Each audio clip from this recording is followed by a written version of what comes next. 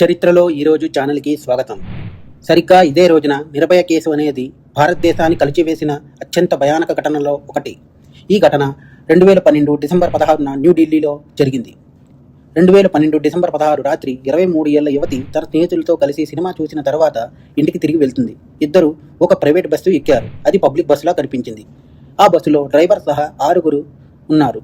Bus కదలగానే వారు యువతిపై దాడి చేశారు. యువతిని అమానుషంగా గ్యాంగ్ రేప్ చేశారు.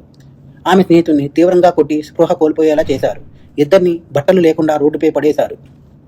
తీవ్ర గాయాలతో ఆమెను సఫ్దర్జంగ్ ఆసుపత్రికి తరలించారు. ఆమెకు అనేక శస్త్రచికిత్సలు చేశారు. తరువాత మెరుగైన చికిత్స కోసం సింగపూర్లోని మౌంట్ ఎలిజబెత్ ఆసుపత్రికి తరలించారు. కానీ 2012 డిసెంబర్ 29న ఆమె ప్రాణాలు విడిచింది. ఆమె అసలు పేరు బయటపెట్టకుండా మీడియా ఆమెను నిర్భయ అంటే భయం లేని మహిళ అని సంబోధించింది.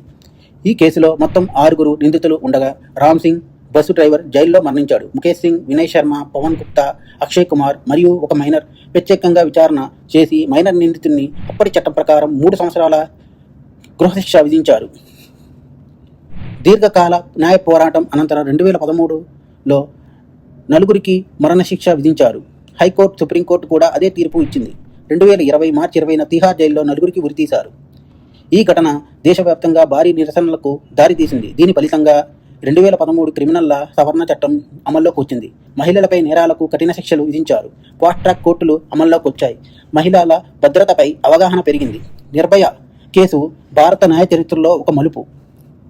న్యాయం కోసం పోరాటానికి ప్రతీక, మహిళల భద్రత ఉద్యమానికి ప్రేరణ. చివరికి నిర్భయ అంటే ధైర్యం, న్యాయం, మార్పుకి సంకేతం. దయచేసి మా యొక్క ఛానల్ని లైక్ చేయండి, షేర్ చేయండి, సబ్స్క్రైబ్ చేయండి. కింద కనబడుతున్న బెల్ ఐకాన్ని ట్యాప్ చేయండి. Thank you.